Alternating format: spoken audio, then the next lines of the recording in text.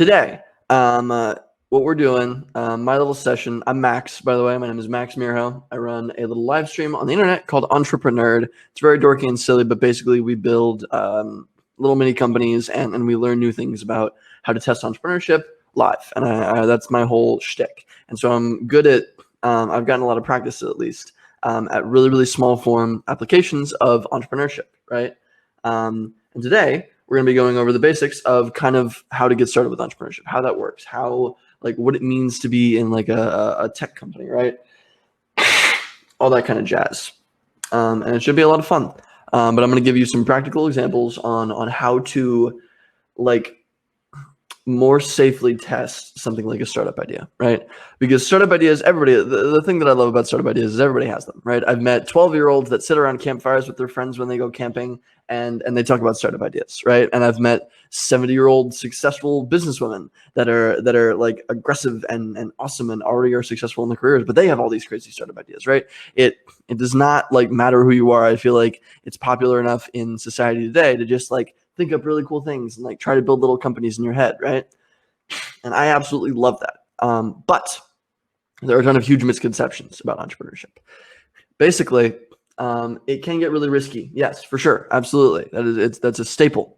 But the risk comes into play when you like quit your job and then you immediately like just go full time into this idea that you have, right? And that is completely stupid, if I'm going to be totally honest. That is absolutely ridiculous. Why would you quit your job? It is a sustainable source of income. It keeps you alive, right? And if you have the flexibility to bail on your job for 1, 2, 3 years to figure stuff out, go for it. I support you. But there are plenty of safer ways to completely take the risk out of pursuing a startup. You don't have to quit your job to pursue a startup. You don't have to be full time in this idea to run a startup or to jump into it, right? I know people that I've heard of people that run like 2 startups at the same time. I know most people actually that run startups now, I know them because they had a job, they were doing like digital marketing, right? And they worked that on the side and they spent like maybe an hour at the end of every work day, right? From 5 to 6 instead of from 9 to 5, they go 9 to 6. They spend an hour or two every day after work just building up what they have or trying to build an audience or trying to find customers or trying to finish the product, whatever it is, right? There's a ton of misconceptions around it. You don't need to be stupid amounts of risky to start something, right? And so I'm going to go over a few practical ways to get started in terms of testing your startup idea, if you have a startup idea, or finding a startup idea. And so the 2 main things that we're going to talk about today are 1, customer discovery. Customer discovery is just a way to validate an idea or find an idea in terms of something that you want to build and a problem you want to solve. And then 2, how to kind of like on a miniature scale test startup ideas. And that's going to be the main piece of this session. So I'm going to kind of go over customer discovery a little bit faster. Ooh, got the allergies. But those are the 2 things that we're going to be talking about. So should be a lot of fun. I'm going to give you a quick little rundown of customer discovery to start. If you want something that's a little bit more like formal than just me talking at you, on my website there is a little bit. It's called SMB customer discovery template right here. And I can share this link with everybody. But basically in there, it has a list of questions. That should work. I'm hoping everything is working technical wise. This little SMB customer discovery template, you can click here and it gives you a few good solid examples of like what I would ask somebody if I was interviewing them, right?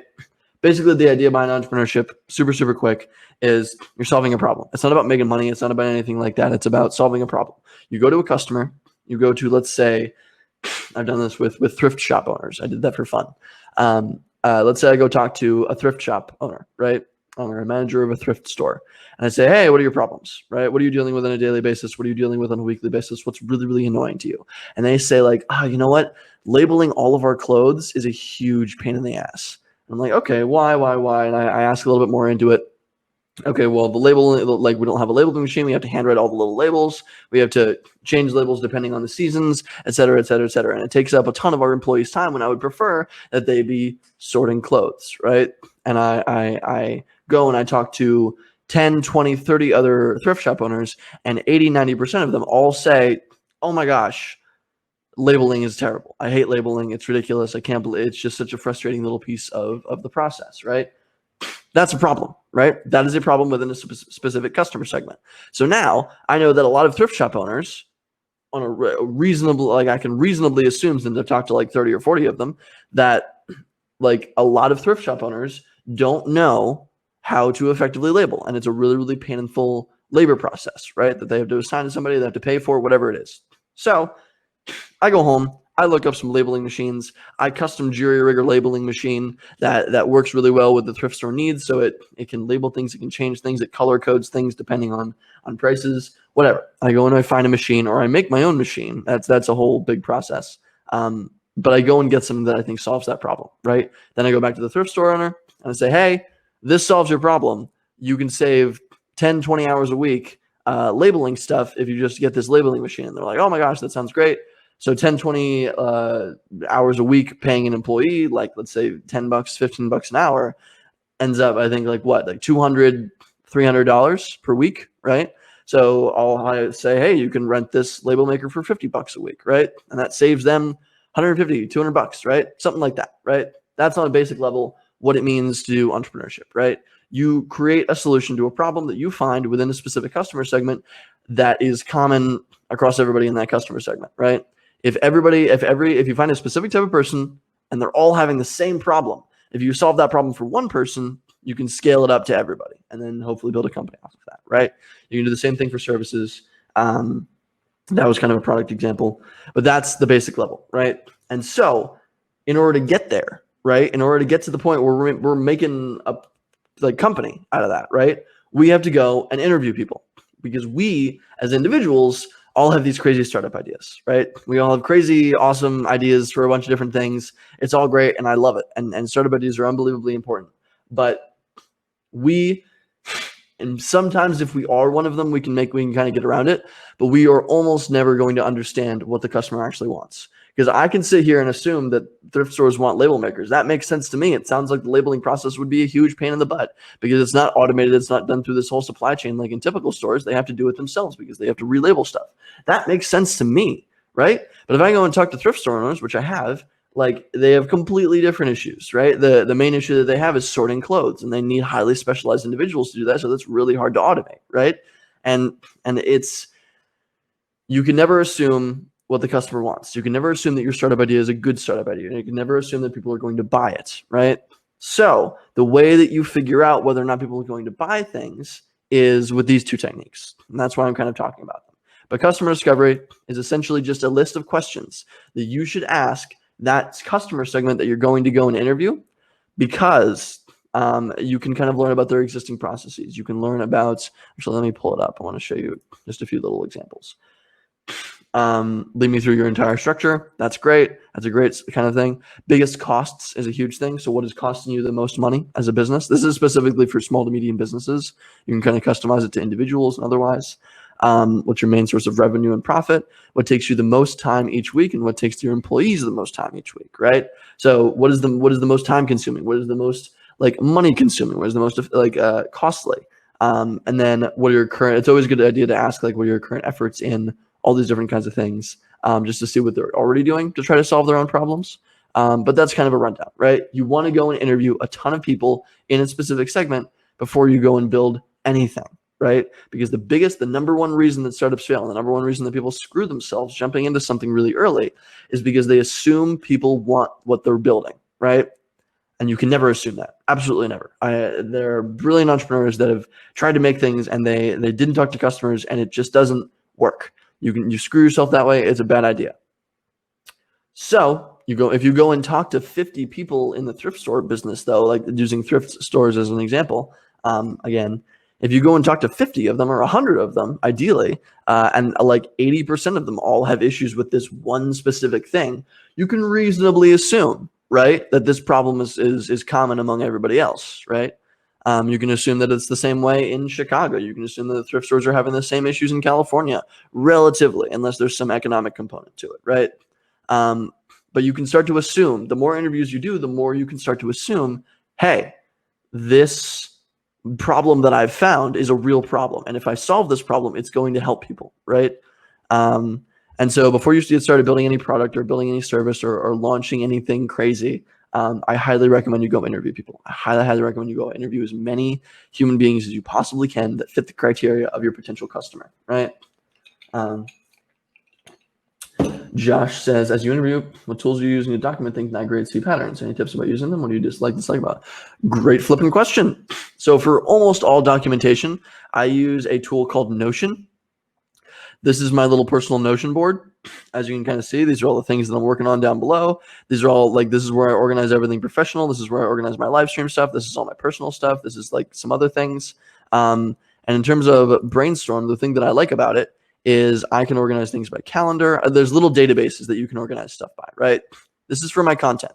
So if I want to create a new item, I can make a list of questions that I already ask, right? I can preset a list of questions. In this case, it's date, content type, where's the media series, post it where. This is just for custom to content, right? But I can add a property and I can add different questions. Or I can make a template down here that lists all the questions that I usually ask, right? Notion is really, really good for setting up templates for putting in recurring information and then organizing it in a nice way. You could also use something like Google Sheets or Airtable or different tools like that. But Notion, let me type the little thing in, notion.so. Notion.so, that's the website. And I use it for everything. It's a great database to organize any sort of repeated information. Is also just really, really nice. I organize my whole life on Notion, so would highly recommend that. But a great question, Josh. That's awesome. So cool. Awesome. We have done customer discovery. So that I just highly recommend you interview people, right? That's the main thing. If you're jumping into something, you want to build something, please interview people. Please interview as many people as you possibly flipping can, because otherwise that's like, from everybody that I've seen in college entrepreneurship, from everybody that I've seen in tech entrepreneurship, the one defining factor of whether or not you succeed and you actually solve a real problem and people want what you're selling is you did a ton of customer discovery interviews, right? So interview people, right? I've interviewed a ton of people. Most of it is flopped. That's how it's going to be. But just understand that is a big prerequisite to doing really just about anything in terms of building a product or service. So that's super cool. Awesome. Now let's move on to actually going out and on a small scale testing your startup idea, right? Because the most way people go about it, I personally go about entrepreneurship by just going and interviewing people. I try not to let my ideas kind of take over.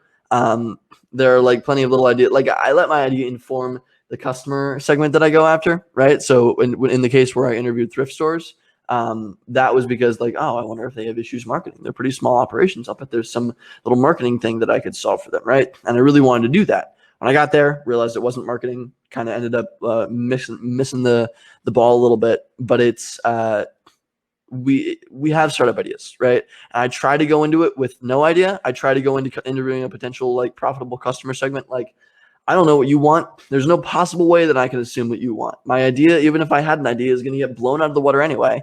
So I might as well just interview you and figure out what problems you're dealing with, right? That's how I try to go about it. But we all have startup ideas, right? I'm not going to tell you just to forget your startup idea because some of them are good ideas, right? So we all have startup ideas and we all want to see if they're valuable. We all want to pursue them. We all want to go after them. A quick little way to do that, if you already have a preset idea, is this. So this is an example of something that I set up really, really quick in like a day. It's called No Spoil, right? I had the idea that like spoilers are a really huge issue. And this is when like Avengers Endgame was happening. This is when, what was the show? I think it was The Mandalorian was happening. I think that, I don't know if those are still happening. I haven't watched them. And everybody's making fun of me for it, but I had the idea that like everybody was hating spoilers, and Game of Thrones was also happening. Game of Thrones is a big one. Everybody hated spoilers. Everybody was freaking out about spoilers for their TV shows, for their movies, whatever it was, right? Anytime something was launched and they couldn't watch it immediately, they were scared to go on social media or Twitter or anywhere, right? Or even Instagram. Because they were afraid that their friends or people that they knew in their extended network would be like, oh my gosh, did you hear this character died, right? So I came up with a little basic idea of like, hey, what if you could install a Chrome extension, right? Just a little, I have a ton of them up here, as you can kind of see. But if you could install a Chrome extension, right, that would scan all the information that you're reading on your web, on whatever web page you're on, it would just like scroll the HTML. And if it found a few select keywords about a certain thing like Game of Thrones in the article or the webpage or the HTML that you're working through, which isn't too hard, like technically. I don't know personally how to build that. I'm not technical, but it wouldn't be impossible. If you could scan all that HTML, you could do all that stuff, you could just make a little Chrome extension that whenever it saw something from Game of Thrones, right, and you tagged the little Chrome extension, pay attention to Game of Thrones, anytime it sees something with Game of Thrones, it would block out that piece of the web page. It would block out that piece of the HTML. It would just put a black bar over it that says censored and be really funny or something like that, or it would blur it out, right? Or it would just put a little warning that says, there's a spoiler here, click to enter, click at your own risk, right? Something like that. So you never have a movie or TV show or anything spoiled again, right? Same thing for like games, like sports games, right? Which is less applicable now, but oh, stuffy. So that was my little idea. I thought it was kind of neat, whatever, right? And I'm still testing it out, but it was more of like a weekend project to go and test it. I don't want to go and build that. And while the actual technical solution isn't like unbelievably difficult, it is still like a whole thing that I would have to go and hire a developer for, or try to like learn Python or whatever, right? Or try to find a no code Chrome extension developer. I would have to do a lot, right? There would be a whole process. It would probably take me a few months at least to even get a prototype out there for this kind of thing, right? Whether or not I get help or not. That's a huge, big process, right? And it sucks because I have no idea if people want that, right? I have no idea whatsoever if people even care about that at all. If people even like, if somebody getting a spoil blocker is even a thing. And I did a little bit of competitive research online, and I couldn't really find anything that did this. So I thought maybe it's a good idea. Who knows, right? But I don't know. I sure as heck don't know. I'm just the idea creator. I thought it was cool, right? I thought it would be neat. It doesn't even personally apply to me. I don't really watch TV shows or movies that much. So how on earth would I know if this is a good idea, right? I've just heard people talking about it as a problem, and I thought it might be a good thing to try, right? So instead of going and building it for a few months and actually going and trying to launch this crazy thing and then putting it on a Kickstarter and then doing a bunch of fancy blah, blah, blah, blah, blah, and blasting it all over social media, instead of putting in all that upfront money and time, I just tested it. I tested the idea, right?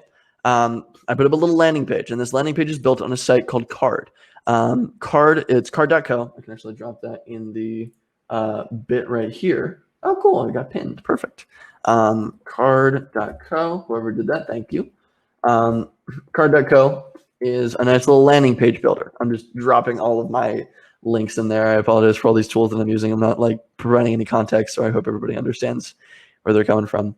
But this just lets me build all sorts of crazy stuff, right? And so if I click into no spoil, I just made this little landing page. It was free to make.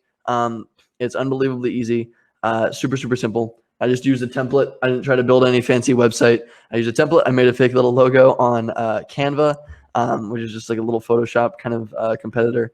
And then I just wrote some stuff about it, right? I pulled some pictures off of the internet. This is just a little stock photo. I pulled Google Chrome because I thought, hey, maybe it's a Google Chrome plugin, right? And then I said compatible with social, so it works with all your social medias. I made it up, right? This thing does not exist. It is not real. I have not built anything whatsoever at all, right? I don't even know if this is possible. I'm assuming it is, just what I know, given what I know from general tech, right? But I have no idea if this is even a thing, right? And it's not a thing. It doesn't exist. It's not real. But if you scroll down to the bottom, you can see buy now for only $1 per month, right? Some arbitrary price that I think makes sense, right? $1 a month is not a lot. However, maybe it would be better offered for free. I don't know, right? But I can test that. Now I have a little button here, download. Guess where this button goes? Let's go and check out where the button goes. Where do you go, button? The button goes to something called a type form. And a type form, you could use Google Forms. You could use literally anything that you want. But I just happen to like type form. This is the example of the type form. It is just a quiz, right? And it says, what's your email? We'll only use it to let you know when no spoil is ready to download, right? There was initially a little launch page. Basically, they click that button that says download for $1. They don't pay me anything. They don't do anything. The only thing that it leads them to is a little type form that says, hey, we're actually not ready. We're still building this thing, but I'm super glad that you're interested. I would love some feedback on what you actually plan to use, and we would love to get in contact with you when the actual product launches. And that is all of this type form says. It was just a few, I changed it around because I was giving another example to a school, I think. So that's why there's not a ton of information here, but let me add a welcome screen up top. And it says something like, hey, thanks for your interest in no spoil. I'm not going to spell everything right because I can't type fast. Thanks for your interest in no spoil. The product is still being built. But we'll get back to you soon when we launch. And then I'm actually going to enter.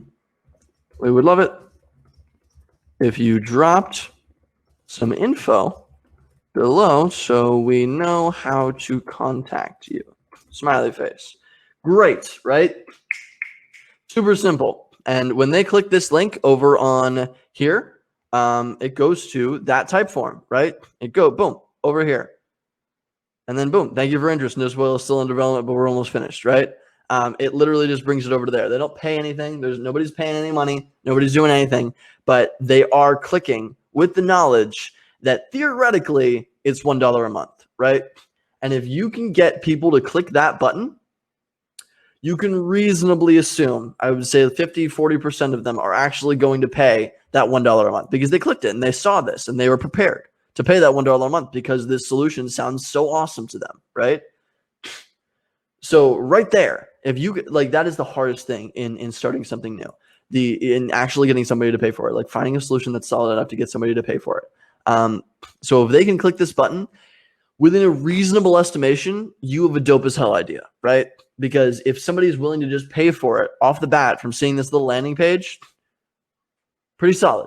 Pretty goddamn solid. And some of them, probably a good portion of them are just going to be like, is this real? Is this really real? And then they're going to go and then they're going to check out more to see if there's more information or whatever, right? Or they're going to try it hoping that they don't have to pay or whatever, right? There's plenty of reasons that people would click it, not intending to pay. But a good portion of them will intend to pay, right?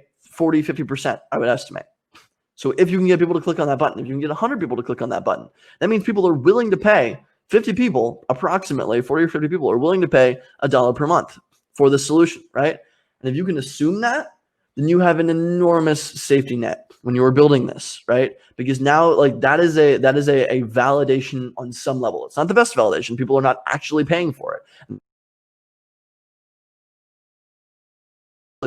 right? But this is a pretty solid estimation of validation. So that's all awesome, right? And the way that I'm just going to go over for the rest of the time, like how I went about building this, right? And how you can do something similar, and then how you actually get people. The big thing is how you actually get people to visit this page, right? So again, card. I linked it in the little thing. It was literally just off of a template. I figured this makes sense because it's got a title. I can put a button at the bottom. All of this was essentially here, right? And I just changed the text on everything else. But just come up with a few things that you think your idea accomplishes, right? Put the value proposition right up in front, and then how it works a little bit, just so people think it's real. And then at the bottom, just install a little button and make sure to add a price. So you can also say free. Free is fine, but getting people to pay for something is always going to be better. Like a lot of people will download free things. Regardless, you're probably going to get a higher click, of course, if you have free. You can test the pricing, right? You can actually, like, if this was a more substantial thing, like this is an AI platform that blah, blah, blah, blah, blah, blah, does some big fancy thing. I'm not going to put $1 a month there, right? I'm going to put $50 a month, $100 a month, $200 a month, something crazy, right? Something much more intense that solves the value proposition. In this case, I'm only solving a tiny little thing that people deal with on a regular basis. Dang it! I wish I didn't get that show spoiled. I would have paid $5 for the last to be protected from watching that show because I had to wait. Something like that, right? I don't know. I genuinely do not know, and that's why I'm testing it. But you can actually now. Nice thing about this is you can kind of test pricing. So I could build this. I could say $1 a month, right? And I could post that out there, and I could send it to 1,000 people if I can get it out there enough. And And if like 50 of them will click download, right? And then I go and I change that to $2 a month, and I send it to another 1,000 people. And you do a little bit of A/B testing, right? I send it to another 1,000 people, and they are like 40 of them say, "Sure, I'll buy it for $2 a month," right? And then I send it to 1,000 people with that when I put $3 a month, and nobody does it for $3 a month, right? You can kind of test, and then I do for free, and all 1,000 sign up, whatever, who knows? But you can actually test pricing, you can test features, you can test a bunch of like how people respond to this website. Once you have it up and running, the number one thing is you should just get something out there up and running as a little landing page, just to, first of all, convince yourself that you're going to go and try to do this. Second of all, to get safe opinions on whether or not this is real. And third of all, just so you can show people, right? This is what I want to build. This is what I'm trying to build. Would love your feedback, right? And the nice thing is, in the type form, you'll notice here that I actually have a little feedback button, right? I created a little multiple choice selection. Choose as many as you like. What features do you plan to use, right? And if I can get like 50 people to answer this, and 40 of them all answer no TV show spoilers, and they don't care about movies or sports games, and the other 10 are into sports games, and nobody picked movie spoilers, which would be weird. But if that's the case, it's possible that people select that. If that's the case, then I should focus on, when I'm actually building the product, the TV show spoiler thing, right? I should focus on that, and then eventually get the sports game spoiler feature out, right? And ignore the movie spoiler thing for now, unless it becomes a thing later, right? But I can see, if I can get feedback from people actually responding to this kind of stuff, I can actually see ahead of time what people want from my product, right? So that's why Typeform is really nice. And you can do that with something like Google Forms. Google Forms is also another one. There's a ton. You can do it with SurveyMonkey. There's a ton of different things. I just really like Typeform because it feels like the sexiest kind of UI. It's really, really nice to use. It's really convenient. It feels nice when they click a thing. It goes, ooh, enter, okay, and it goes over to the next one, whatever, right? Let me change this to interest. It's a tool that I personally really like, so I like Typeform a lot. And actually, I can go and grab typeform.com for quizzes. I'm actually going to put that in the chat for customer feedback. Cool. So, but that's why I like Typeform, right? And they're super easy to set up. It takes no time whatsoever. Yes, I don't know why I messed that up. And then you can connect it to something like a Google Sheet. So I have mine connected to a Google Sheet. You can connect it to a MailChimp, a Slack channel, whatever, right? You can even connect it to HubSpot. So then you can proceed to reach out to every single one of those people and be like, yo, and actually sit down and interview with them. Actually, I forgot to mention that. Yeah. When people fill out stuff like this and when they get in touch with you because they are so interested in your product, they would make great interviews, right? They would make awesome interviews. That you should reach out to them and say, hey, I saw that you submitted and you were interested in no spoil. I'm trying to build the product. I would love some feedback from you more directly. Thank you so much for filling out the form.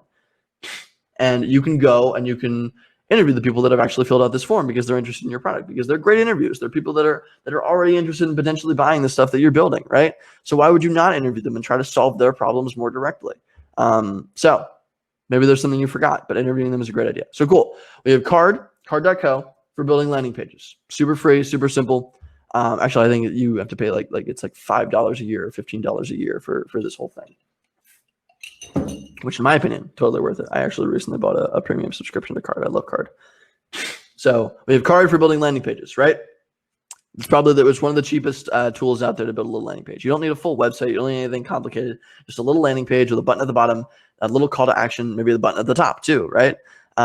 And just to see if people respond to it. Landing page, boom. Then we have the type form that it is connected to. You could use Google Forms, you could use SurveyMonkey, you can use whatever the heck your heart desires in terms of just getting people to respond with their email, first of all, so you can contact them. That's great. And then, or maybe some social handles or a number to text them.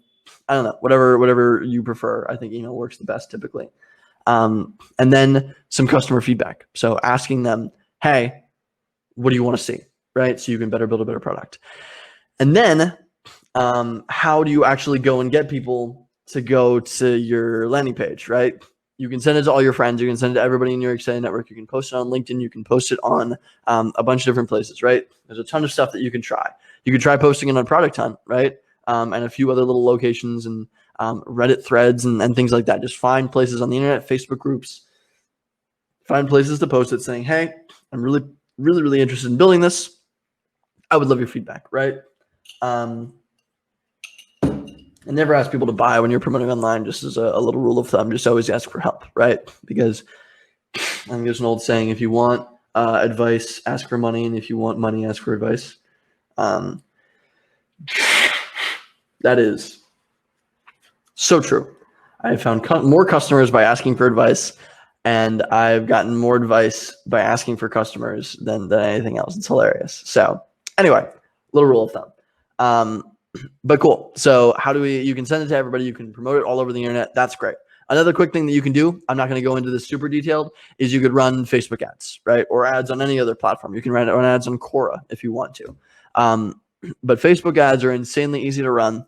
You create a little campaign. You can, I could go into this for an hour, but it's super simple, right? Just look up some tutorials on YouTube for how to run Facebook ads and just look for over a kind of a general thing. But running a Facebook ad, basically what that does is, I actually have an example. Where was it? No spoil test number 1. Here we go. So here we go. No spoil test number 1.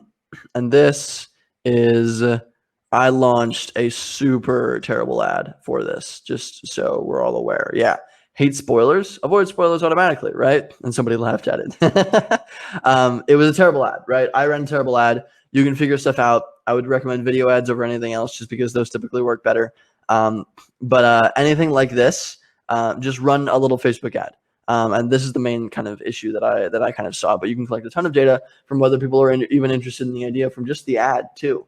Because if you publish a little thing that says hate spoilers, or you publish a little video that says, hey, I hate spoilers, you hate spoilers, let's try to figure this out, right?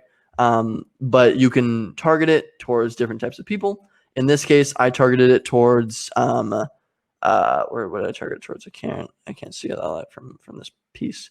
I targeted it towards like people that are interested in The Mandalorian, and people that are interested in, and they watch Game of Thrones, and they watched Avengers Endgame, and they watch they love movies, right?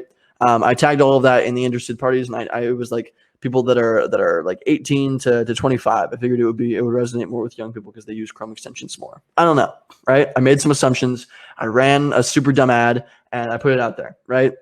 And I got a lot of feedback from that because not a lot of people like that. Maybe my ad was terrible, so I should go and rerun the ad. But that's typically how you can run traffic to your landing page, right?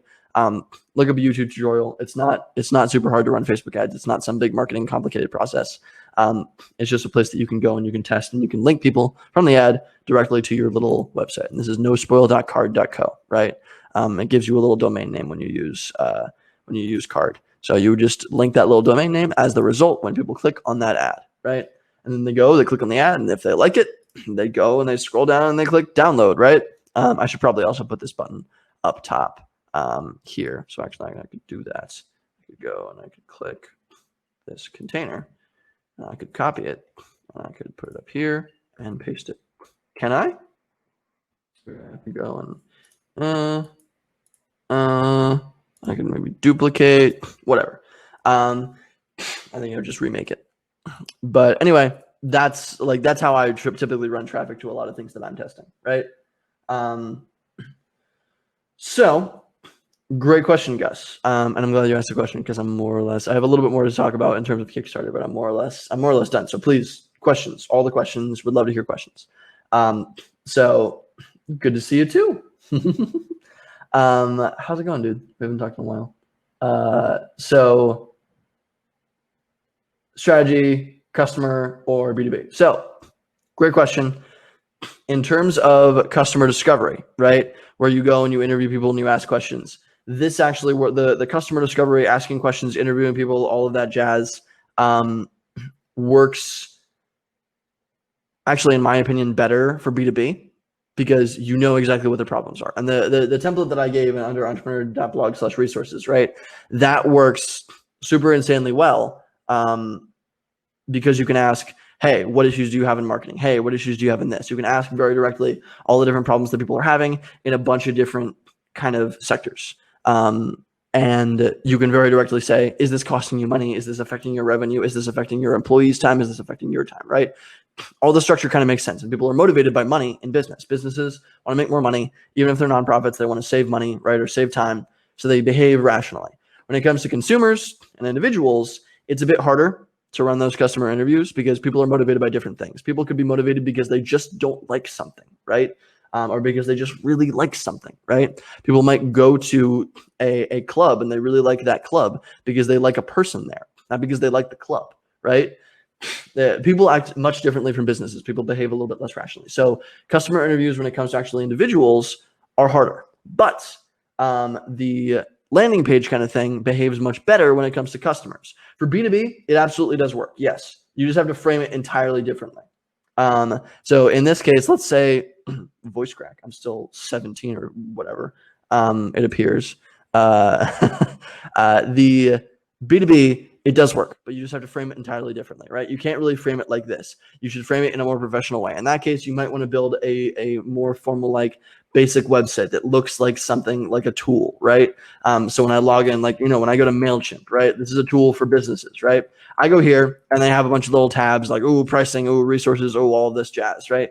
You might want to build something more formal and professional looking like this when you're doing B2B, right? You can still send it to people. You can still run LinkedIn ads, right? Because LinkedIn, you can target professionals and you can like send them to a landing page, but you might want to build something a little bit more formal in that case, because businesses expect things to work. A business isn't going to really act like an individual. It could if you're reaching out to like consultants in certain businesses, right? If you're reaching out to individuals, but this is more of an emotional reaction, right? This is more of an emotional thing. If I go down here and I'm like, oh God, like all my games are getting spoiled. I hate this. It's so frustrating. I'm so glad that something was like this and it exists. I can download it now. Absolutely, right?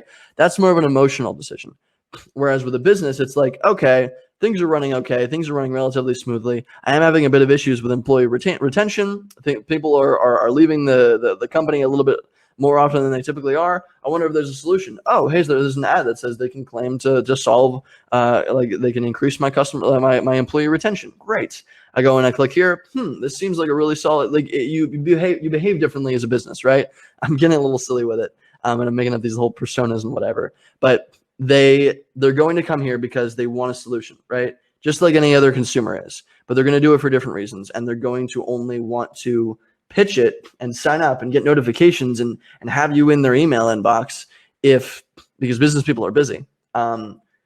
If they expect it to be a really, really solid, robust thing, right? And so you're probably going to want to prove it to be a little bit more robust than just a little landing page that says, hey, it's a Chrome extension that's easy to install. But yes, it works, right? It absolutely works. But typically, just even if you're framing it towards a business, frame it towards an individual in the business, advertise it to COOs that all deal with hiring, right? If you're solving an employee retention kind of issue, right? Something like that. I'm getting a bit deep into the weeds. We'll kind of move on from that, but I hope that answers your question, Gus. And I hope you're doing well, dude. So both strategies work for both situations, but some work for different ones. So, but dope, cool, awesome. Excuse me. I'm so stuffy today. Last thing that I'll talk about, and please hit me with questions because I'm more or less done. This is just a kind of a little separate thing. If you are trying to really launch something and you know that you are like fully 100% convinced and you have gone through some of these processes, you can start asking for prepayment, right? And that's a little bit funky. That gets a little bit scary. Be really, really, really careful with that, right? And I would recommend that you do something through maybe Kickstarter because they're really good with that kind of thing. You put it into an escrow. You don't get any of the money until things launch, right? All of that jazz.